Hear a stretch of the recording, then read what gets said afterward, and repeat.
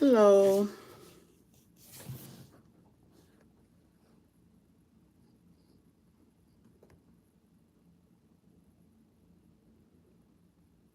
Hey Mimi, how are you?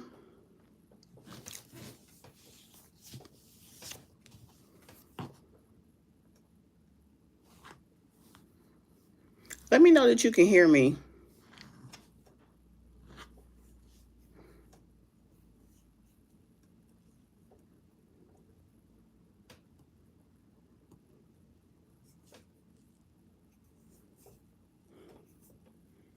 I can't find my other phone.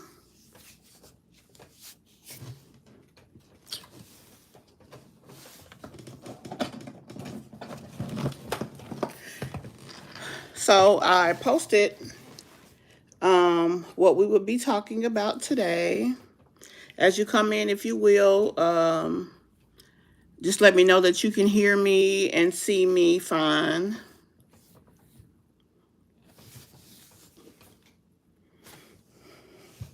Thank you guys for taking the time to come and talk about these two cases with me today. Let me know if you guys can. Um, hey, Tanika. Also, let me know of the two cases mentioned. Let me know if you guys are familiar with them. Should we do a brief rundown of them, or are you guys already familiar with them?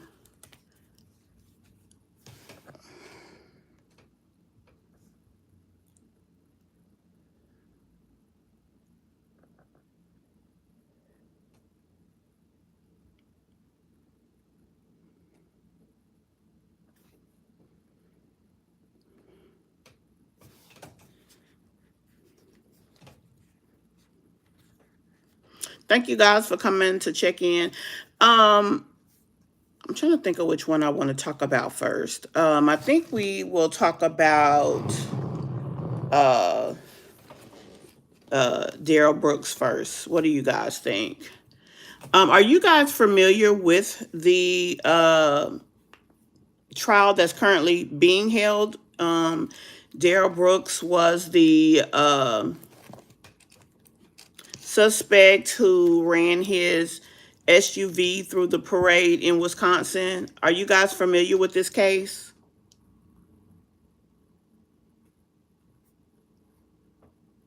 Let me know if you are familiar. Also, I saw some clips of the judge giving him the business. Yeah. Also, as you guys come in, if you will, please hit the like button for me. Okay, so yeah, so Daryl Brooks. We'll talk about this case first. Daryl Brooks was a young man who he was at a park in Wisconsin, Waukesha, Wisconsin. I always want to say Waukesha, but so him and his girlfriend had an argument. Let me know, guys, as you come in. Number one, if you will, hit the like button. Number two, just let me know if you're familiar with this case. It is currently being broadcast on Court TV.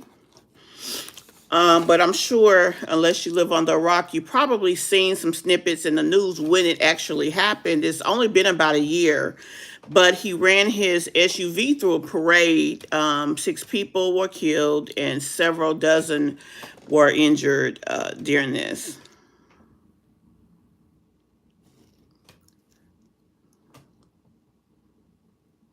So basically, yeah, 6 people actually lost their life and several dozen were injured. He was in the park. He was having a conversation, apparently, or argument, I guess, with the girlfriend. He does have a history of mental illness. I think he had at least 2 diagnoses prior to all of this happening of bipolar. So he had an argument with his significant other. And he actually hit her with the car. She wasn't really hurt the way it affected the people at the parade, but he was angry after the argument, and he just took off in his vehicle, and so he just started going through the city. It was a cop somewhere near where the parade was. The cop was trying to like hit the top of his car because he was going toward the barricades, and then he went through the barricade. So when he went through the barricade, the another cop hit his car trying to stop him, but it's like he was just he never stopped. He wasn't going like 60, 70 miles an hour. He was probably going about anywhere from 10 to 25 miles an hour consistently. But he was going through the exact route of the parade. Now, I don't know if he knew this or not, but he was. So he continued to move forward. And as he continued to move forward, he did start to strike people with his vehicle, because there was a parade going on. There was football teams, cheerleading teams, dance teams. You know how it is. It was a Christmas parade, and this was a tradition in the city. So one would think that he knew that they were there. So whether he did or not, it is a tradition in the city, and so this was going on.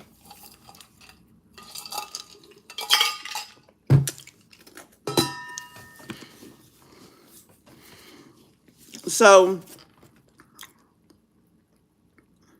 he kept going on until he actually, it was an officer at the end of the street that he was going down, and he began to shoot at the vehicle. That's the only thing that stopped him or made him change direction, is because he started to be shot at. So then he turned off of that street going away from where everyone was. But at that point, the damage was done. He actually, like I said, he struck several people and he harmed several people. And at the end of everything, 6 people lost their life and several dozen were injured. His name is Daryl Brooks. And on Court TV, the case is actually called the Waukesha Parade Massacre. That's the name of the case on Court TV, if you guys choose to, go and check it out. So I actually had planned to cover this case on the channel.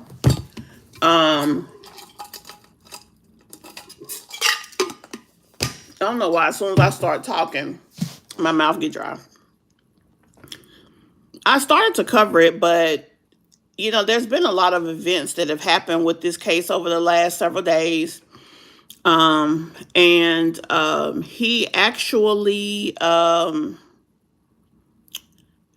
fired his attorney because they started the jury selection.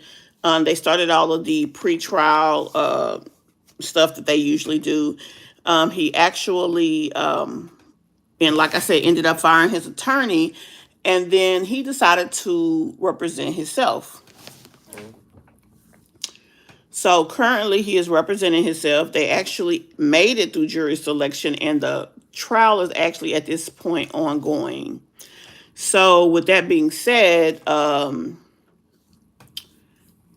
he is actually representing himself. Now, like I said, he had 2 mental health diagnoses prior to this, right? And then also, I don't know where his mom is located, but she did say that she would not be at the trial, yet she is, still letting people know this, that, and the third when it comes to him and what's going on with him. When things started, she actually did kind of come out and, he kind of came out and he was actually acting very disruptive to the court. He was being very disrespectful. He was pleading insanity.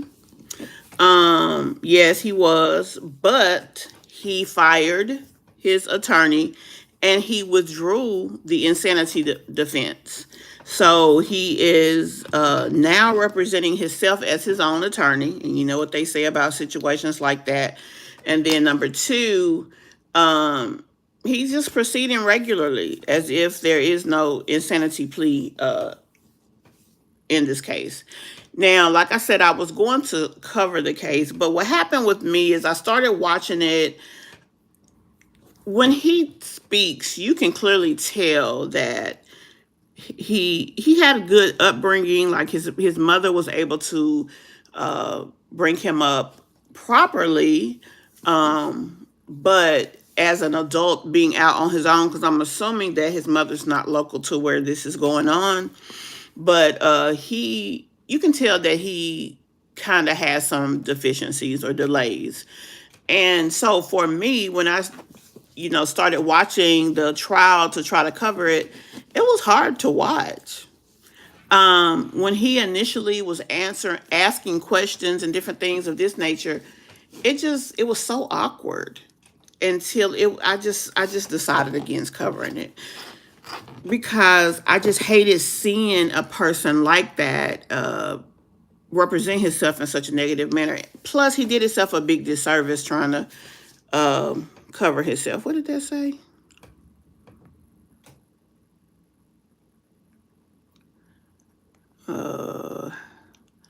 Person who represents himself in court has a fool as a client. Yep, that's what they say. So, and I mean, a case of this magnitude, like, why would you be so unsmart?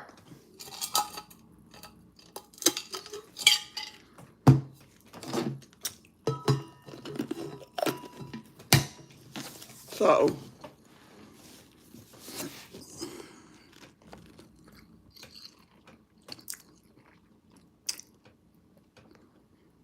okay. So,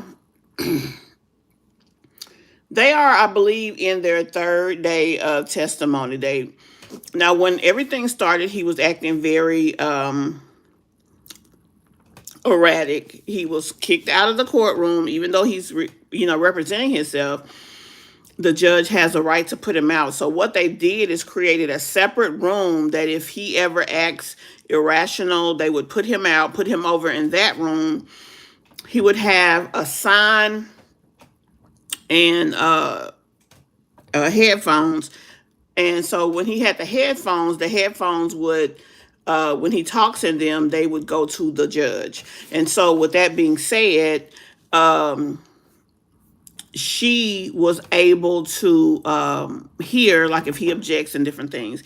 He acted very irrational those first few days. He started taking his clothes off.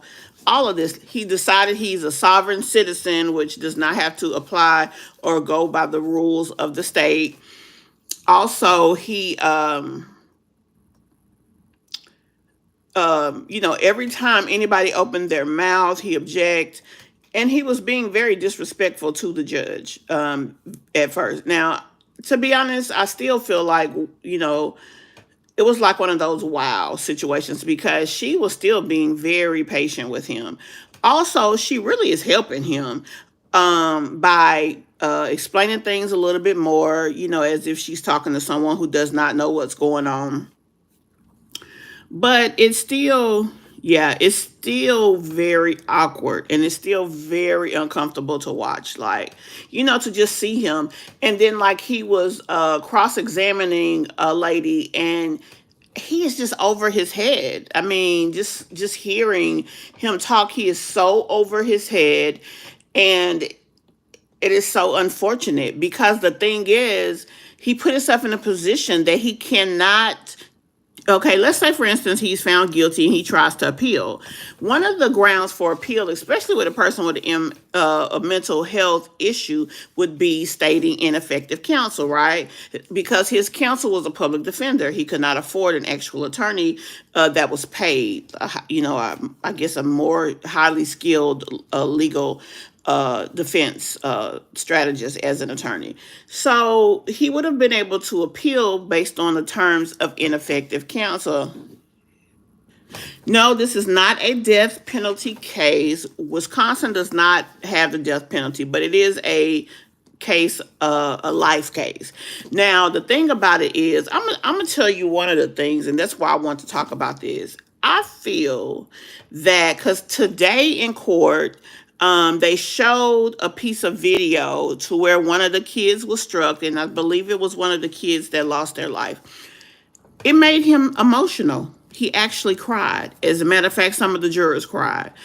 The fact of him getting a guilty verdict, I think, is just like a no-brainer in this case. So, with that being the case, it's like, why waste the court's time? Why waste the state's resources? So then I just started asking myself, what is his end game here? Like, you going to prison, dude? Like, it is what it is.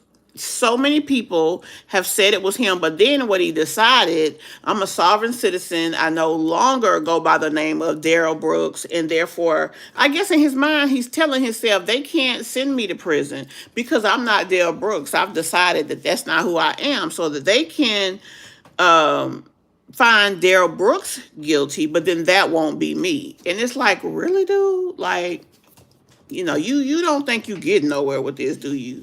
So I don't know what his end game is. I don't know if it's just like, I know I'm going to prison for the rest of my life, so just let me go out with a bang, or if he is foolish enough to believe he has a chance here, which he doesn't. When you see him cross-examining, he asks the same questions. Did you hear a horn? Did you see anybody hit? Did anyone get hit? Another thing that I do not like about this, every person who experienced this tragedy is having to relive it. It's bad enough that when you testify, you have to relive it. But then to add insult to injury, they are actually being questioned by the person who caused them harm. That cannot be easy.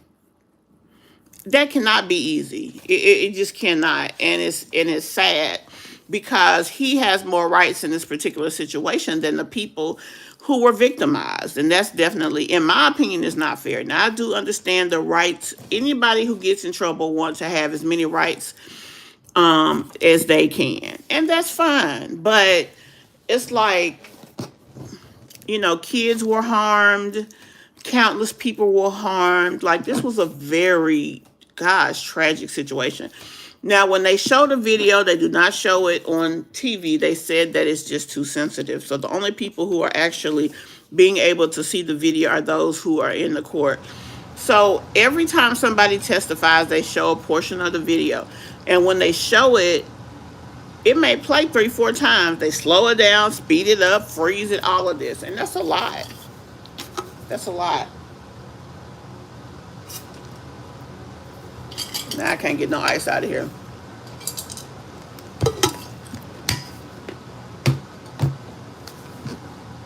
Not to mention all the people that are on the jury. They're having to watch this, most likely for the first time. So you're seeing kids get ran over by vehicles. You're seeing countless people get hit by vehicles. That cannot be, I'm sure it's traumatizing to them just as well as it is to anyone else who had already been through it, which means that they're being re-traumatized. So it's like, does the court even, is there a flip side that will help any of those that may be triggered by that? But at any rate, like I said, I wanted to talk about this case just because I'm concerned about the fact that people are being re-victimized. I'm concerned about the fact that he is mentally unstable. And one of the people on the news in that local city actually spoke to his mother a couple of days ago. Now, like I told you, when he first, came in the courtroom to represent himself, he was taking his clothes off. He was being erratic. He was being disrespectful to the court as well as himself. Then he told, I believe, his mom on the phone, I'm going to do all I can to, kind of stretch this out as much as possible. So with that, he didn't realize that that the jail records all of the calls. So he's like, oh, I have COVID, I think. So I shouldn't have to come. Like, I should be able to hold off for several days. And so the prosecution was like, honey, we already heard him telling his mama that he's going to try to prolong this as much as possible. This is just one of them tactics. So then he was looking stupid. And so after that, they said, no, there won't be, obviously, no, you're not going to not be able to be here. I don't know if I'm assuming that they did do a mental competency test. That's why when he did have an attorney, his they entered a plea of not guilty by a mental disease or defect. But like I told you, that was removed. And from there, it just went into a regular case. So with that being the case, I mean, it just kind of it just is what it is, I guess, for lack of a better way to say that. It just is what it is. I mean, he did it. Exactly. And they're having to watch it. And sometimes I think today they showed one video where one of the little kids was struck because his coach was actually on the stand. They showed it like 5 times. So whomever is watching it, whomever did not see it, and it's not redacted in any way. So whatever happened, you are seeing it how it happened. And then it's in video. They're pausing it in some places. They are, they've never sped it up, but they paused it, they've slowed it down, they stopped it. They talked about it, they moved it forward. I mean, it's just really kind of hard to watch. It's hard to watch, it's hard to realize, yeah, they are. They're just showing it over and over and over. So, I mean, with that being the case, it's just kind of rough. That is really kind of rough. And so, no one really knows, how long this is going to last. They thought that they would be finished with their case. Now, I will say this for him. His mama went off on him for acting the fool the first week. So he came back to court. He had cut all his hair off. He put a suit on instead of having his jail clothes on. And he's acting like he got some sense for right now. He apologized not only to the court for wasting their time. He apologized to the judge. So he's acting like he's got some sense. But still, the thing about it is, he's still in a situation where he is just not doing himself any justice by representing himself. So that's kind of unfortunate, I mean, and then my thing is, this is pretty much a slam dunk. They have so much evidence against him. So many people saw him. The whole town was literally downtown. Yep, they record all calls. The whole town was down there. I mean, him being found guilty is pretty much inevitable. So it's like, why waste the time of the court? I mean, why? So with that being the case, I'm just concerned about where this goes from there. Not only that, like I said, it's very awkward to watch him represent himself because you can tell that he has deficiencies, and you know that he is not getting the best counsel. And that's so unfortunate, not only for those who it's just unfortunate. I mean, I don't even know anything else to say other than the fact that it's just simply unfortunate that he is in this position. So with that being the case, tomorrow one of his witnesses, he actually put in several subpoenas, they say. He actually, like I said, is trying to represent himself. He has all the notes, he has all the case information. So with all of this information, he is making a conscious effort to represent himself. But when he asks the questions, it's just really not.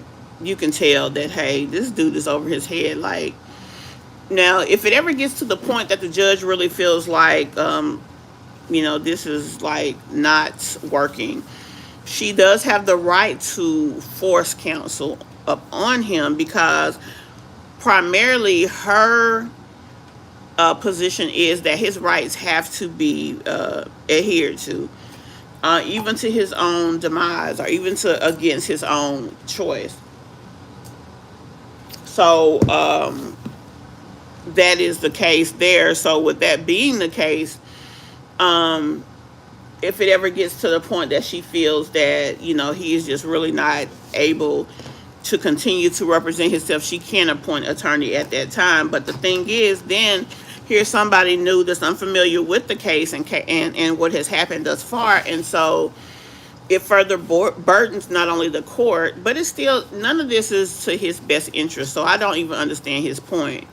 That's why I said I wonder what his end game is. But long story short, the case is currently being held on court TV. He has decided to represent himself. Now they made special provisions at the jail for him to be able to get out of his cell anytime that he needed to go into, I guess, the law library and have access to case documentation and stuff so that he has the opportunity to prepare for trial. Now, I don't know how that's working with him being in court all day and then turning around having to go and try to prepare for the next day at home. And then he only had 3 days to work this out.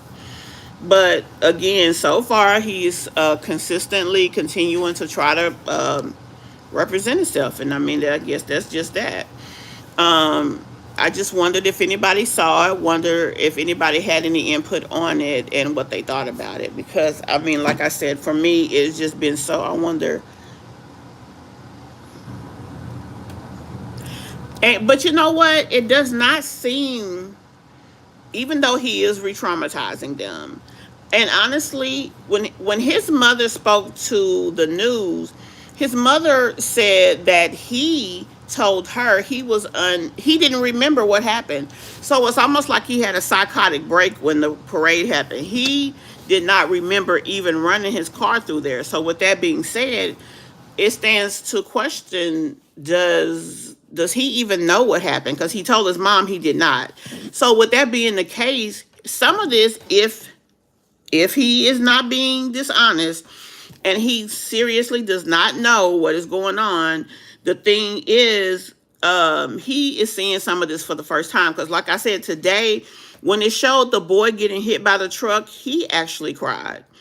And when it was time for him to cross-examine a witness, he literally had to take about 2 minutes to compose himself so that he was able to do this.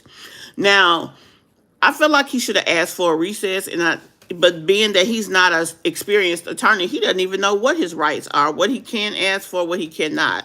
He only has the ability to represent himself from the point of what limited knowledge that he has. He does not know case law.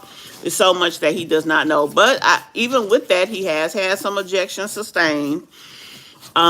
He has objected to some of the prosecution's ploys, and he's gotten him a couple of wins there. So, but still, I don't think this is a winnable case. It wouldn't even be for the most experienced attorneys. So he definitely is at a disservice here. With that being the case, yeah. I'm interested in wondering, will he go ahead and decide that before this case is over, look, I can't do this, and just go on about his business? So that's my $1,000,000 question. Will he ever get there? So I guess it's interesting to see, down the line where that's going to go. But we'll just have to wait and see how that turns out. But I just was wondering, had any of you guys seen it, and if you guys had any input where that was concerned, because it's definitely it's a tough case. It's tough to watch, especially. So, hello, those of you who are just popping on here, if you will, let me know that you can hear and see me, and if you will, say hello. It will definitely allow me to greet you appropriately here. Let's see.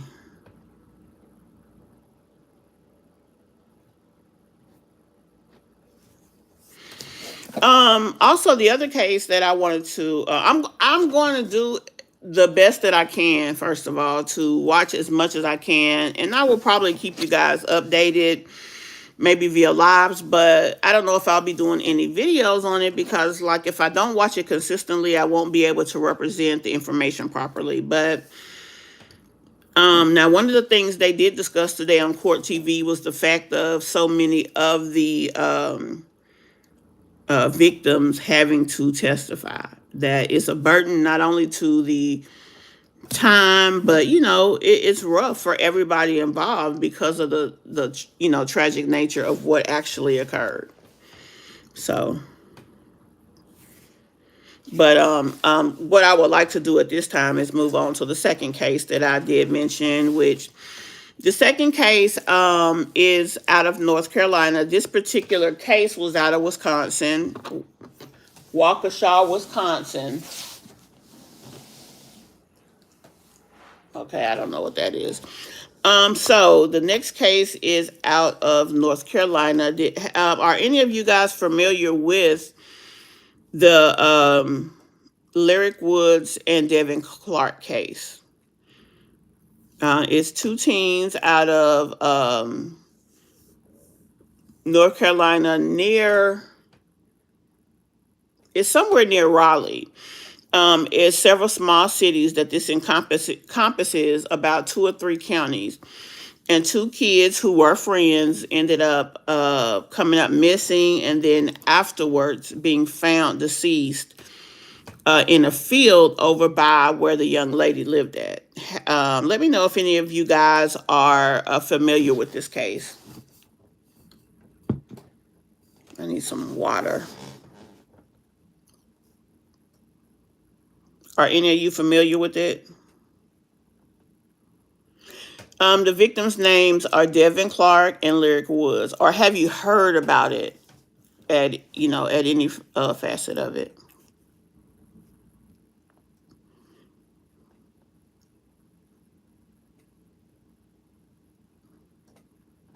So basically, let me give you some brief detail on this case. First of all, the reason that I chose to come live primarily had to do with this case. I have a post on my channel, and a young man, this is his second time coming in, man or woman, I really don't know, but this is his second time coming in and making a comment about it. He alleges that the perpetrator in this case actually was a family member of the young man that was victimized. He alleges, because the information out of North Carolina is that the property that they were found on belonged to the young lady's stepfather. He seems to believe this is not true. He's very opinionated when it comes to this case. So yesterday he came in and he said a few things. I came back to him stating that, hey, if you disagree with the details that I have made public on this case, and you feel that you have additional information, come on and give us what you know. Make that information available, and I definitely will make it available to the public, but I'm going to need the receipts to back up your opinion. Well, yesterday I said that to him and asked him a few questions he never answered. So today when I made a post, he comes back and he has something else to say. My thing is, okay, at this point, put up move around, basically, because you have all of these opinions, you have a lot to say, but you are providing me nothing that makes what you are saying any more correct than what I'm saying. Now, what I did is do a lot of research online, and with that research, I found the information that I found, so I made it available to you guys as far as this case was concerned, right? So, and when I look at the details of what's been presented from the legal system in that area, the information for the plausible explanation of what happened that I was told kind of goes along with that. So, for those of you who are unaware of this case, a young lady named Lyric came up missing. Give me one moment really quick, and I'm going to run it over here, not even 10 steps. I'm going to mute my microphone. I'm going to run over here, and I'm going to get some water.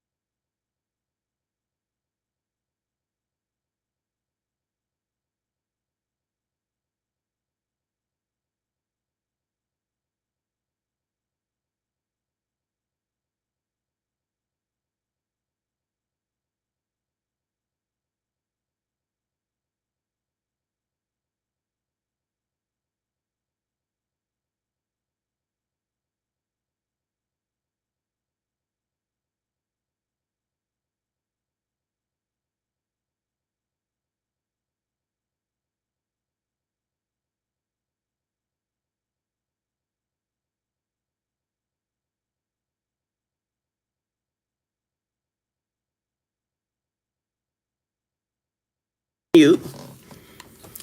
Okay, thank you. So, Friday night, the young lady took a bath. She goes in her room, and her stepfather says the next day that when he went in her room to wake her up, she was not in her room. Fast forward, they did all the proper checking as most parents would do. She was nowhere to be found, so then they called in a missing persons report, which resulted in an Amber Alert. Better. So the young man's mom was surfing the web. She was on Facebook and she saw the Amber Alert. And in the Amber Alert, it mentioned that she may be with someone named Devin, which happened to be her son. So she calls his father. Well, first she calls him. She got, the father didn't know where he was. He hadn't seen him in at least 24 hours. Then she calls she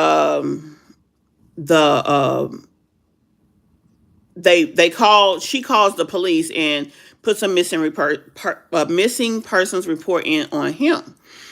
Well, he was 18 and she was 14. So for her, it resulted in an Amber Alert, but for him, unfortunately, not. Now, all of this went on Sunday morning. She was called in on Saturday. So about 2 or 3 hours after she calls in her Amber Alert, there's a 911 call made. And in this 911 call, it is somebody on ATVs out near where she lived who found 2 dead bodies. So the police came out and surely it was 2 dead bodies. The description of the people on scene did match and resemble these 2 individuals. Now, just as his mother had called in a missing persons report that Sunday, within a few hours of that, she finds out again that 2 bodies were discovered in the next county over, and that it is said to believe to be these 2 missing teens, but a positive identification has not been made. So she goes to the location mentioned on the news or on the what she saw. She goes out there. They will not let her see the body of the young man.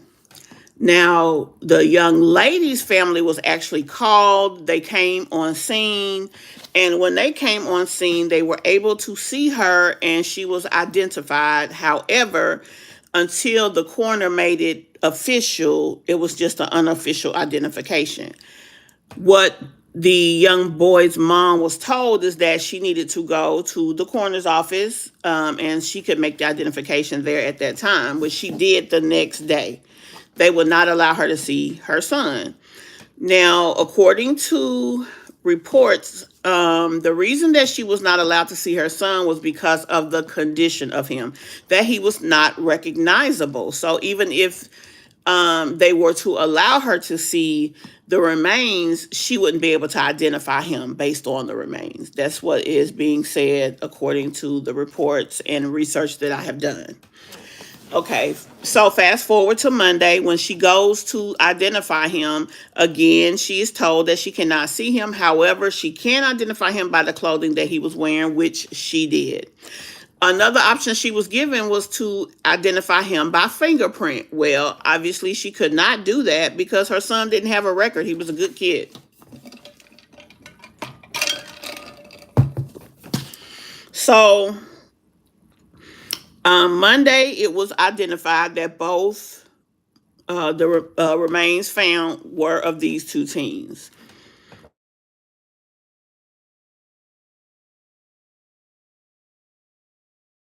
Her back. Okay, so fast forward to Wednesday. Wednesday, the city made a release of information to the news that a suspect had been named for the case. The suspect was a 17-year-old, and no other information about the suspect could be made available because they were a minor. The news that was given, hold on one second. I hope this does not that was given, like I said, he was a minor, so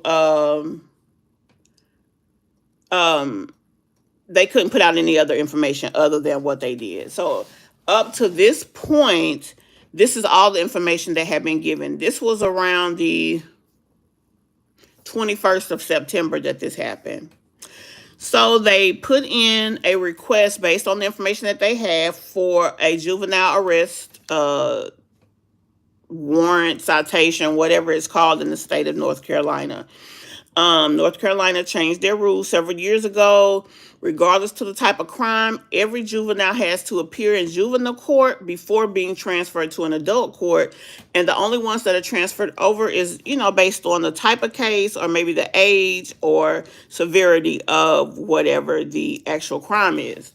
They do feel that this case will move over because of the heinousness of the crime. However, everything has to go through its proper channels and whatnot. So, moving forward from that Wednesday, which is when they made requests, up until October the 5th, they looked for this suspect, and he was not actually officially in custody, found and officially in custody until the 5th. Okay. Now, the reason that I chose to go live about this, because up to this point, that's pretty much the only official news that's out on this case. Both of them have been, properly memorialized. All of that has been done. Her son was actually, it was a closed casket and whatnot. So there's been a lot of rumors in the local city through the rumor mill, et cetera, et cetera. Is this person, is that person? Like I said, somebody keeps coming on my videos making comments about it, but yet they have not made any official information available to me so that I can say, oh, okay, so this is really what it is. And here's his reason for believing it is what it is. So because of that, I can only go by the information that I have that's available. But another story that was put out, I saw on someone else covering it, and they had a little bit more information. So what I did is I did go, and there's about 3 or 4 different Facebook groups about this case, right? So I did join one of the groups, and it seems like I got lucky with that because it is a pretty good, nice, kind group of people. So the information that I have gathered from there, from other information that's been put out, and from research that I've done, like I said, there's been a lot of different information put out. Now, what I've noticed is that other people are speculating what they feel. I have my own speculation as well. However, I based it on the information that I found. The story that I found that was closely plausible was that it was a young man in the city who seemed to be racist. And it seems that this city is a city that still has a lot of racial tension, right? So with that being the case, the information that was put out was that the young lady, Lyric, and the young man, Devin, they're friends. They're from rival schools, but they know each other from whatever way they know each other. And they are friends. They talk here and there, and that's that, right? So a young man who is interested in Lyric, I guess, was pursuing her. And I guess they're all familiar with each other via social media. So what happened was the young man that is pursuing actually did make some forms of contact to her. He also has supposedly, allegedly, on his TikTok, a picture of her as his top 5 people that he like, or top 5 friends, or whatever. So what happens is Devin finds out and knows more about the young man and tells her, "Hey, like, I don't think you want to talk to him. Like, he not your type of hype, so to speak." So she is like, "Okay, so what do you mean? What's the deal?" So he just says, "Look, this ain't the type of guy you want to talk to. He is racist. He has a actual T-shirt line of Confederate and racist promoting T-shirts. I don't think you're gonna like this guy, right?" So apparently, according to this story, he finds out about this. Either he sees the messages or somehow he finds out.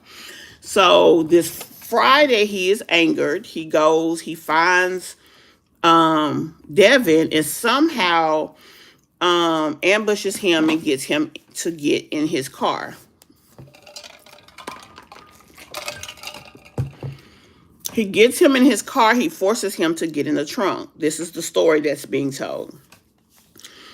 He then somehow tells her, "Hey, look, let's just talk. I'm going to come get you and talk." Now, I don't know what or why she ended up leaving her house apparently at night, going through the woods, which her grandfather says she is very afraid of the dark. So while she would walk the woods beyond me, but apparently she did, because they had dogs come out. It took her pillowcase, got her scent, and it followed the scent through the woods, right? It followed the scent through the woods to a certain spot where allegedly her iPad was found. For some reason, she didn't have her phone. Her iPad was found at this location. So, fast forward, the dog stops here. He didn't have any other information. This is believed to be where she got into a vehicle.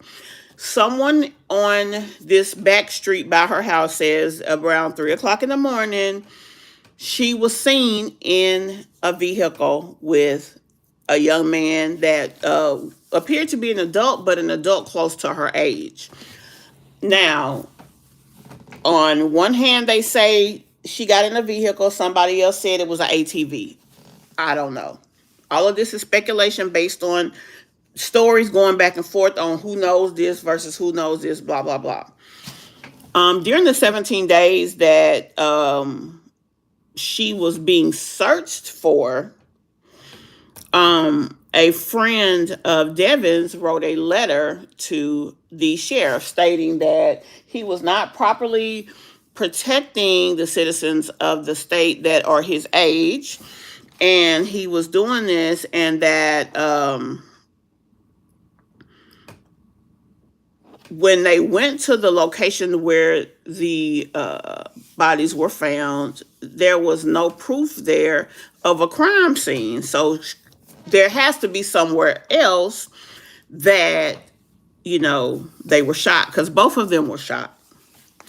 Okay, I don't know if I had said that before. In case I had not, they were both shot. So, fast forward, she apparently got into the car, and from there, like I said, someone said they saw her going down the street. Now, another neighbor near this area said that they heard, he said, thousands of gunshots. It was like 1,000 gunshots.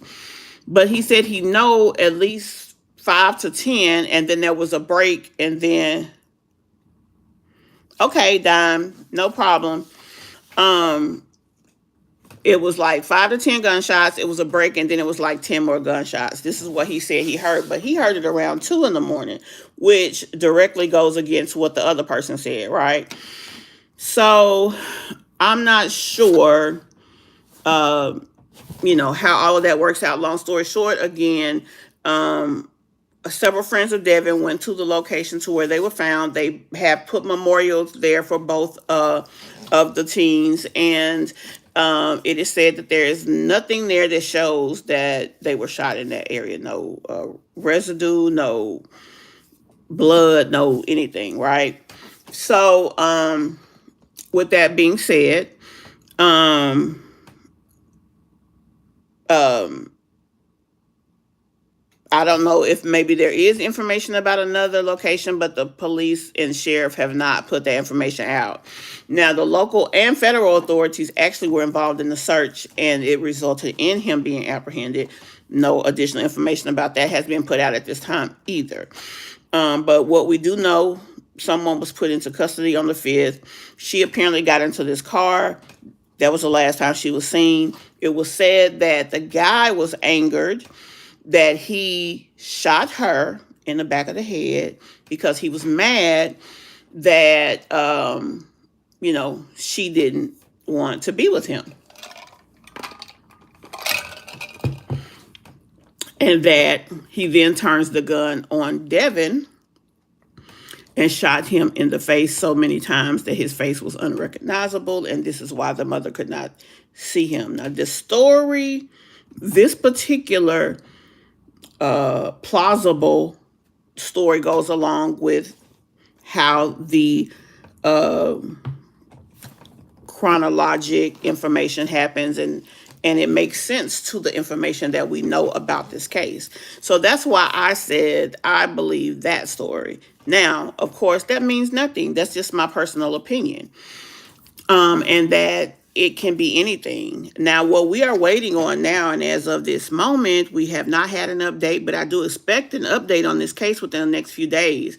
The reason that I expect an update is because they have to make a determination if he will be handled there in the juvenile court or if it will be moved over into adult court, which it is expected because of the type of case. It is very heartbreaking, Mimi. It really is. And it's expected that it's going to move over. But up until this time, they have not released any additional information about this case stating anything. So as of now, we just know that someone is in custody. Now, like I said, someone keeps coming to my stories and giving me, their little, your information is wrong. This is what happened. But yet they're not giving me information, nor are they giving me any receipts as to why they think. They didn't even go so far as to say, well, I know somebody that knows somebody, and that's what they told me. Because the reason that this story is out, the one that I just told you, is because someone says he did what he did. He was so mad he did what he did, and then he told somebody.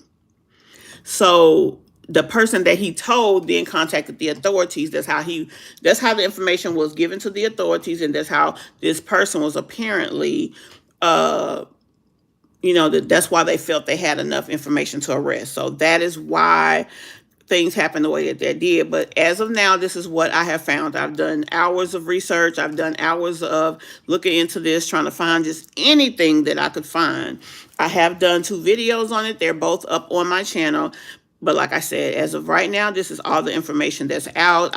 Even while we're sitting here talking about it, I just checked again to see maybe if any more news have been released out of North Carolina. And as of now, the last news about this was 5 days ago. So we're still waiting. And as soon as I get additional information, I will put that information. I'll make it available to you guys. So that's where we are. Now, the reason that I wanted to do this video and talk about it in the video is because I wanted to, number one, give this person that seems to have a lot to say the opportunity to come on here and tell us what he knows.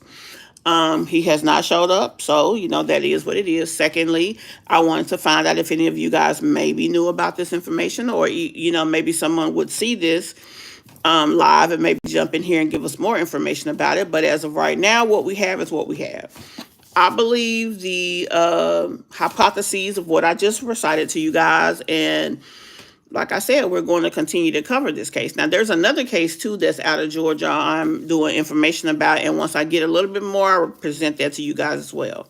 Now, as you know, on this channel, this is a personal vlog channel. However, not only do I vlog my personal life, but I also talk about things that interest me and things that are presented to me from subscribers that may interest the, collective of us. So I do like true crime types of things. So I am presenting this story. Also, guys, if you have a story that you would like us to talk about, it doesn't matter what it's about. If you bring it to us and it's an interesting story, I would definitely present it to the channel. But like I said, as of now, this is what I know about this case. I told you what I knew about the Daryl Brooks. I told you why I chose not to cover it in detail. For me, I don't know why. I don't know if it's a trigger that I'm feeling, but it's just so uncomfortable watching him. But this story with these two teens, man, it is such a heartbreaking situation. It is so many unanswered questions. And I, like I'm sure a lot of you, want to know as much as I can know about it. So I'm covering it. And every time I get the least information, I'm going to put it out. I don't care if I have to put it out in a short. I don't care if I do a video. I'm going to put it out. If I have to go live to tell you about it, whatever I have to do, that's what we're going to do. Because I definitely want to follow this through the end. As of now, we have the Tim Norman case. We have this case, the double homicide out of North Carolina that we are following, and I have one more case that I plan to follow. Also, I don't know if you guys have seen that video, but I did mention another case on the channel, Sherelle Hodge, Ashley Gray situation. Now, I do have some more information about Sherelle Hodge. I'll probably be doing a video on that tomorrow. Like I said, I came live today because I did not have the opportunity to do any videos. I have been suffering from a massive headache all day. I wear these a lot of times because I do have headache. I am a wig wearer, just putting that out there. So when I'm out and about, I do usually wear one. But whenever I have real bad headaches, I can't wear anything. This is like just barely sitting on my head. So that's why I covered my hair with it. So it allows me to wear it without causing me any additional pain. My head is throbbing, and it even now is not as bad as it was earlier today, so that's why I went ahead and did the video. But like I said, so it's just a rough situation sometimes for me, but I do what I have to do to keep going. At any rate, these are the two cases that I wanted to talk to you guys about today. If you guys know anything, if you have any input you'd like to make available, let me know. This live will be here. Anyone who comes along after the fact will definitely be able to come in and check it out. And like I said, we are going to follow this case. Now, I will do some updating on the Daryl Brooks case. Any information that I get that I can make available to you guys, I definitely will make that available.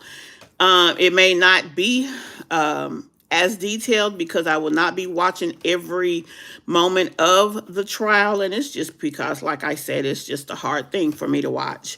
So with that being said, I'm just going to present what information I have and just do what I can as far as that's concerned. But just let me know, guys. Let me know what you all think about both of these cases. Let me know if you think that the information that I gave you was a plausible story for this particular case. Just let me know. Let me know how you feel about it. If you have any questions, you can definitely leave those below. If you have anything to input, you can leave that. And the young man or woman, it could be a woman, who has so much to say, we are definitely open to hear any plausible story dealing with the North Carolina case, okay? So if you have anything that you'd like to bring us with some, receipts of some type, even if it's not receipts that is true, even if it's just receipts of what you know and why you know, I'll be fine with that. But for you to come and just say, oh, that's not the case, and you have nothing to back that up, then yeah, for me, that's just talk. So we won't know definite until it's made a matter of a public record on a court trial. However, whatever information that we put out there, people, when things happen, we always want to know why. It's just an inquisitive nature in people. So any information that's brought to the table, I'm going to put it out there for my subscribers because, hey, that's what I'm here to do. And that's what we're doing. So let me know, guys, what you guys think. I'm going to go ahead and end this live. These are the two stories. I haven't seen any comments that anybody has anything to input. I do thank a few of you who are here. Hey, we're going to be here until we grow, until we show, until we know that we're working together. So I do appreciate those of you who have come in and out as I have been on this live for the last 60 minutes. I thank you. I hope that you guys are enjoying the content here. I do hope that you guys come and give a like to your girl. It is free, don't cost nothing. Does help the channel. So I do appreciate that you guys do that. And as you come and maybe watch the replay, do that as well. And like I said, I just thank you and I appreciate you. I was doing a lot more lives early on and I will continue to do so. I have 2 videos that will be coming out over the next few days in reference to the Tim Norman, Sweetie Pie's M for Hire trial and situation. And then we have several other, I think I only had 1 video released today. Usually we have at least 2 or 3. But like I said, I've been down and thank you. Thank you, Dime a Dozen. And that is what I'm trying to do. I'm trying to have, I don't want to just have one type of content because I like a lot of things. I love watching the mommy vloggers. I love, like I said, crime stories. I will be talking about my life, trying to be more open with it, more accepting with it, because when you have deficiencies of your own, it is hard to deal with. So it is hard to deal with for me. So me coming here, being public about it is number 1, a way for me to kind of just work my way through it. Number 2, it's a way to maybe help another person who is experiencing it and not knowing what to do. Or maybe it's just a way for us to go through it together. But whatever the case is, that's why I'm doing what I'm doing. I have enjoyed this last 30 days. I mean, I've really had something to look forward to or feel that I can look forward to consistently, and I like that. And so that's where we are. So, guys, I'm going to go ahead and jump off of here right now. I thank you guys so much for checking out the video. Be sure to share it with family and friends. And like I said, as you come in and go out, please give us a like. And you know what? I think I got about 2 more B's and B's to do, but my head hurts so bad, honey, I can't even put the bonnet on. But I got some more stuff coming. I got a few more of those coming, so you'll have those very shortly. But yeah, I'm going to go ahead and get out of here, guys. Thank you guys so much for taking the time to check out the video. And I will see you in the next one. Bye for now.